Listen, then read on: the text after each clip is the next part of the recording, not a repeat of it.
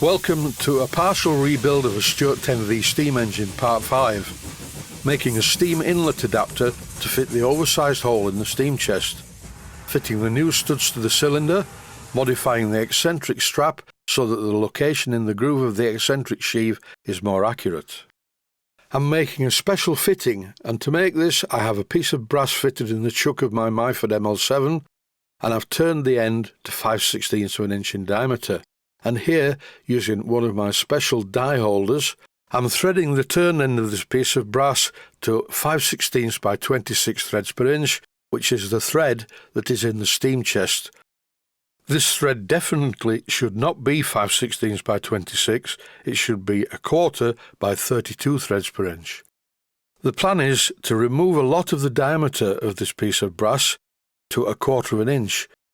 Then I will thread the end of the 1/4 of an inch diameter to 1/4 by 32 threads per inch.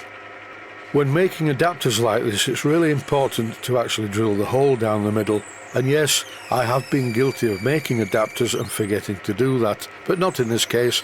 First of all, I go in with a centre drill, followed by a 5/32 of an inch twist drill, nearly all the way through.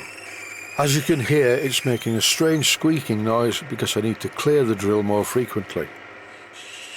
Apart from a flange on the end, I need to reduce most of this piece of brass to 1/4 of an inch, and for that I'm using the unorthodox method of a small parting tool. The problem is this small parting tool is bending, so I can only really take very fine cuts, but it works, and in no time at all it's reducing nicely. The finish isn't so good because I'm turning the wheel by hand and going a bit too fast. But later on I will be using the auto traverse and taking very fine cuts. It's not quite there yet though.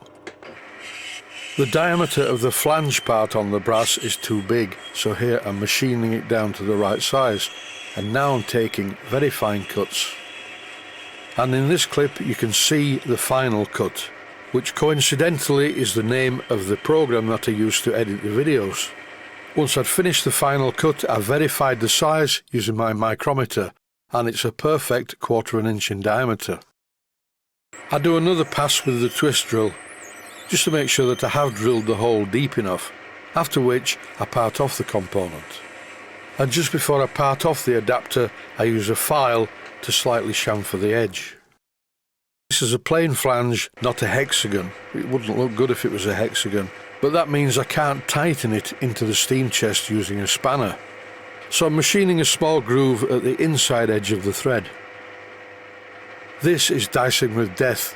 I've turned the part around in the chuck and I'm holding it by the thread, and I'm being very careful not to take too deep a cut. If this jumps out of the chuck, I'll have to start again. Thankfully, because I have a delicate touch, it didn't jump out of the chuck, and here is a steam chest ready to accept the adapter. I used some Loctite 542 thread sealant on the threads of the adapter and screwed it in place by holding it with a pair of pliers, and I just rotate the steam chest to screw it in place very solidly.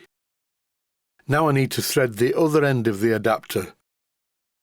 Some engineers will be horrified by this, but believe me, it works. I fitted a 1/4 by 32 threads per inch die in my tailstock die holder, and I'm simply screwing the adapter into the die using my right hand on the steam chest that is attached to it. This is what I end up with, a really nice clean thread on the end of the pipe. Now it's time to fit the studs that I made in the last episode into the cylinder. I'm checking that all the studs are the same length by just putting the cylinder on the bench, and they are indeed. The next job is to address the problem with the eccentric sheave and the eccentric strap. It's a simple fix. The only problem was that the bolt that went through the strap was far too small to locate in the groove that's been machined in the eccentric sheave. It allowed far too much sideways movement of the strap on the sheave. As I said, the solution is very simple. I'm going to thread the hole a bit bigger. This is a 6BA taper tap, and I'm using the existing hole as a tapping size hole, which it is more or less, possibly slightly tight. I'm being very careful to make sure I keep the tap at the correct angle to the eccentric strap. This is very important. That little job is done. Now I'm rethreading the eccentric sheave. There are 2 holes in this eccentric sheave. Well, no, there are actually 3. One is in completely the wrong place. I'll leave that where it is. What I mean is that there are 2 holes to take grub screws. So now I've rethreaded the holes 6BA to accept some 6BA Allen head grub screws. Prior to assembly, I'll lubricate the eccentric sheave, which now has a short bolt with a lock nut underneath. This bolt is a good fit in the slot in the eccentric sheave, so everything's good. The eccentric is much improved. That's it for now. Stay safe, stay healthy. Thanks for watching, and I hope you found it useful. Please take the time to visit my Mainsteam Models website and click on the section of the website that says Video Playlists. And by doing that, you can find other videos that you may like to watch.